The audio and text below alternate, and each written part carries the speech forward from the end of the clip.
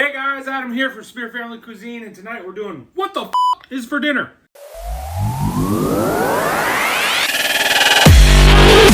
So tonight, we've got some cherry tomatoes, and then we have some garlic from our garden, some tinkyada pasta joy, organic brown rice pasta spirals. This is an awesome pasta. It's gluten-free, it's got good texture, it's not mushy, al dente. It says it right there on the back. And it's true. It's awesome stuff. This is what I'm having on my pasta. So what we're going to do, I think, is we made an error and got way too much basil. We actually have two of these. So we're going to make some basil pesto. And I'm going to do a seared tuna steak on mine. I just had this in the freezer. I've had this for a minute. So yeah, we're going to do this. We're going to make basil pesto. The kids and Jen are going to have breaded shrimp. No, we didn't bread those. We bought those done. And I think that's what we're going to do. First thing is we're going to thaw this out. And they say to pull it out of the package. I have never done that before. Remove from vacuum packing and thaw under refrigeration immediately before use.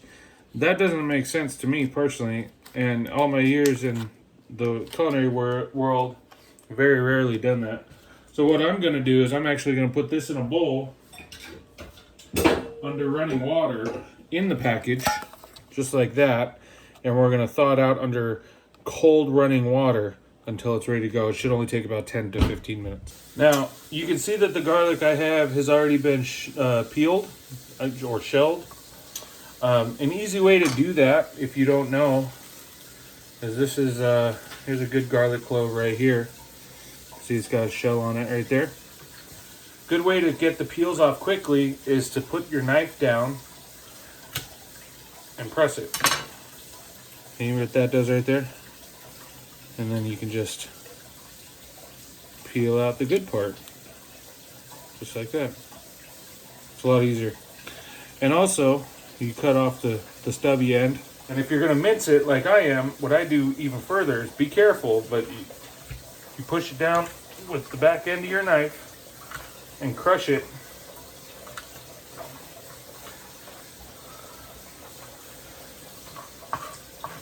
And it's a lot easier to mince from that point too, because it's pretty much already busted up.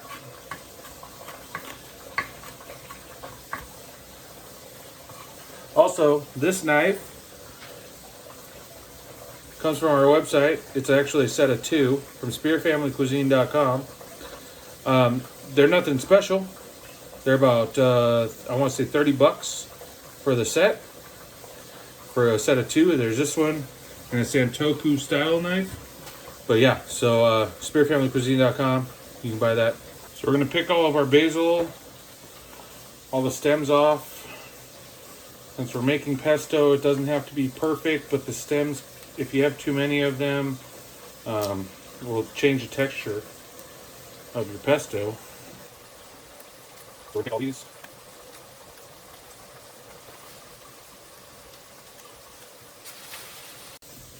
The brown rice pasta is on, and that's going to take about 13 to 14 minutes to finish. The shrimp are going to take about 13 to 14 minutes.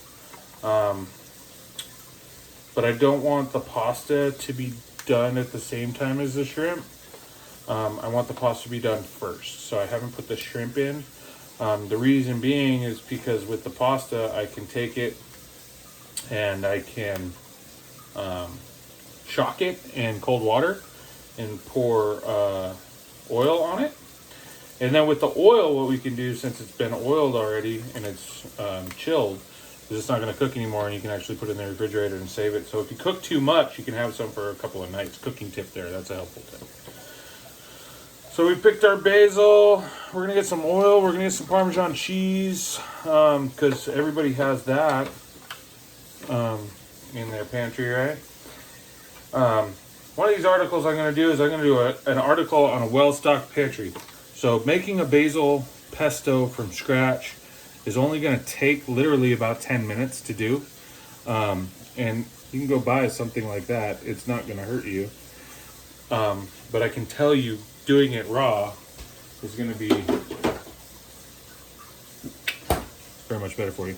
So we have our basil in our food processor. So we have our basil in our food processor. And I just wanted to touch base. I don't know what kind of cheese this is. This is sheep milk cheese that we've had in our refrigerator for a long time. Cheese doesn't go bad, so it's one of those things. If it gets mold on the exterior, you just cut that off. Cheese is already bad, so it's no big deal. But the point I was trying to make is we have Parmesan Reggiano here, which we're going to use in this. But you can use any hard cheese. Doesn't matter. If you want to use sheep's milk cheese, you can. If you want to use Parmesan, that's fine. If you want to use something else, as long as it's a harder cheese, it's no big deal. And by harder, I mean if you press on it, you're not going to make a dent in it. Like if you get some of the other cheeses like Beecher's, that's not a hard cheese. You can push that and it gives. So just a helpful tip. So that's 3 ounces of basil, probably about a half an ounce of Parmesan cheese.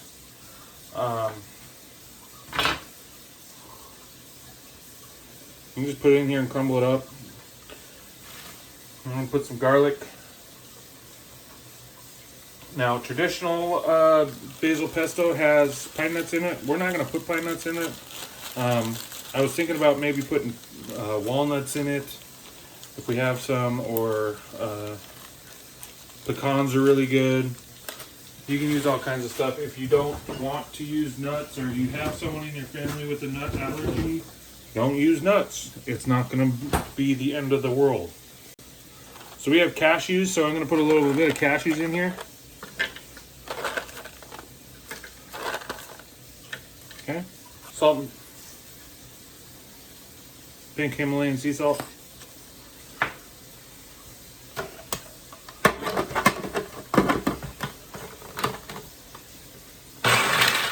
You're going to pulse this just to kind of break it up initially.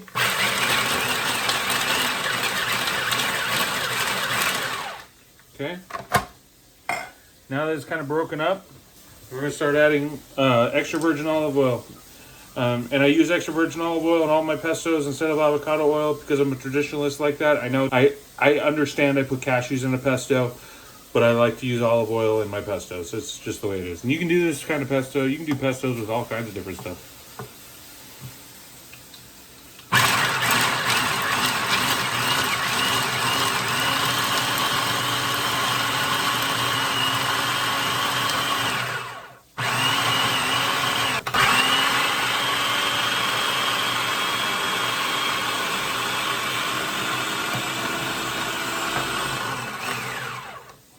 Take the lid off, scrape down the sides.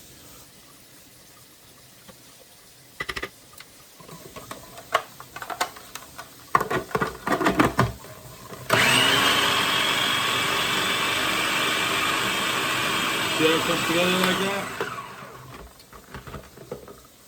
There we go, we're done. You can also put more oil in that to make it smoother, but we're gonna add more oil and a little bit of liquid at cooking time, so we don't have to worry about it. All right, so our pasta's done. It took 12 minutes, which is awesome. It's been chilled and shocked, so it's not cooking anymore, and we can drizzle it with oil. So on the tuna that I'm having, but we have some applewood smoked salt that I used very sparingly because it's fish, and I don't want, this is a very strong flavor, and I don't want this to like really take over the dish. And then fresh pink peppercorns. Oily, so good. So now we're gonna start putting all this together. This pan, I'm gonna put all the pesto and the pasta stuff together. And then this pan is going to sear the fish. And then I have the shrimp down here.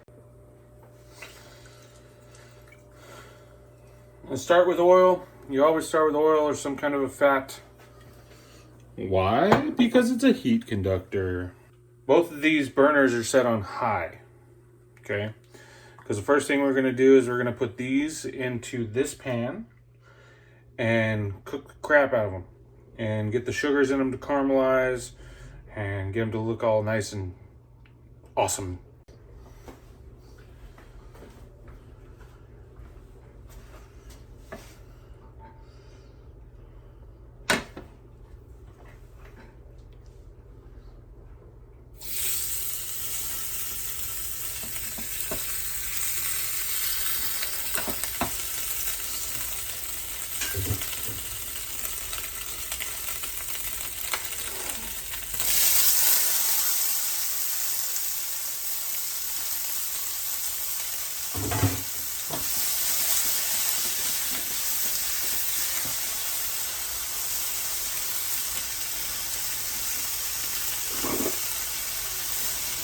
The smell of this is unbelievable with the fresh peppercorns.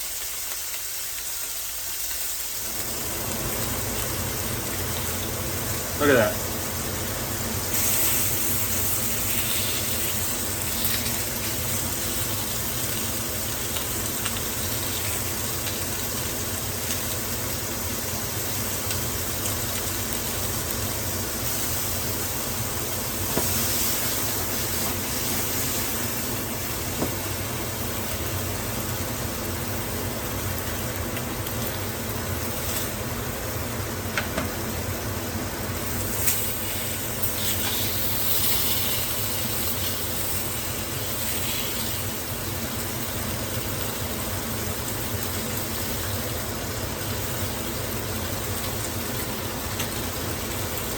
That's done.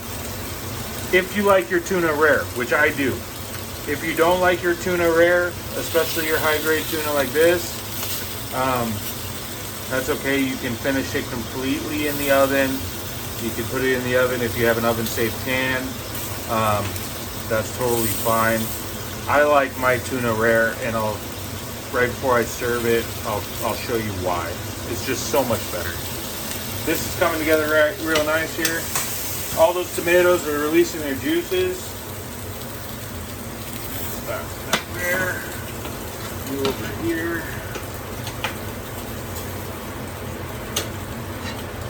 And I have a little pasta water left, so I can add some liquid to this if I need to.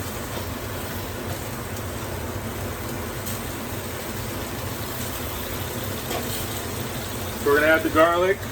Minced garlic.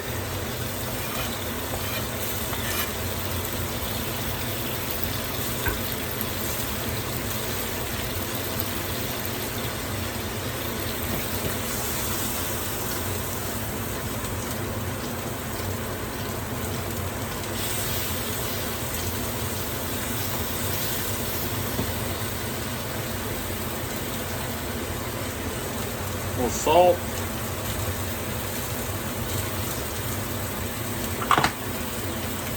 Fresh ground pepper, not nearly as fresh as those pink peppercorns, but still fresh.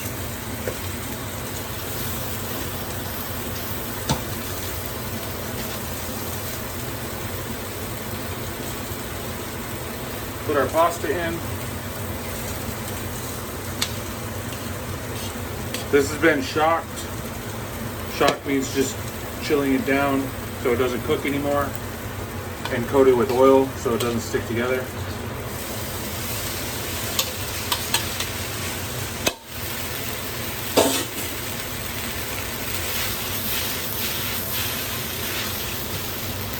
And I'm going to switch utensils.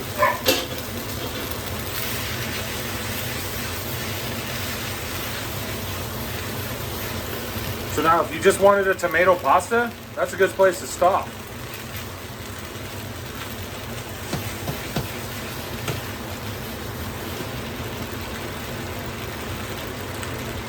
We're going to add our pesto that we made.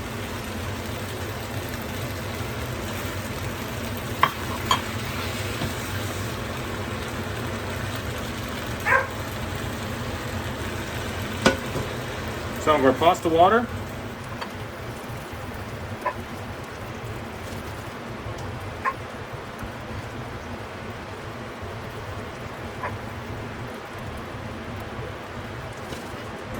Heat it thoroughly, turn the heat down. We're gonna try it.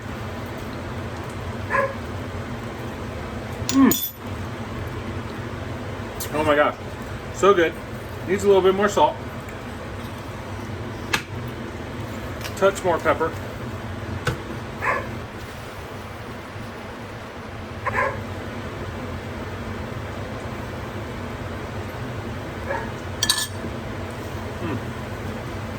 Also, one note, instead of the pasta water, you could use white wine if you wanted to. I don't have any, I use pasta water. So here's our final dish. My final dish anyway, this is what I'm having for dinner. Now this sat in the pan, so it's a little overdone for my liking, but because it sat in the pan, it continued to cook. It's called carryover cooking.